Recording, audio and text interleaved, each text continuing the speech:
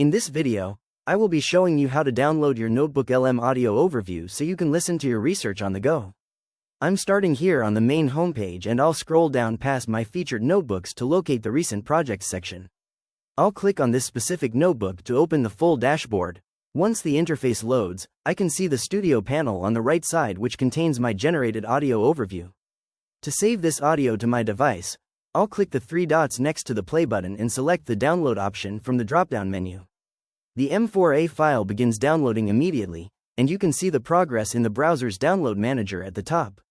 Once the file is ready, I'll click it to open the audio directly in my media player. Now I can listen to the AI-generated conversation, scrub through the timeline to find key points, and review my research while multitasking. This is a perfect way to make your study materials much more portable. And that is how you download your audio from NotebookLM. If you found this walkthrough helpful, please consider liking the video and subscribing for more quick tips and tutorials.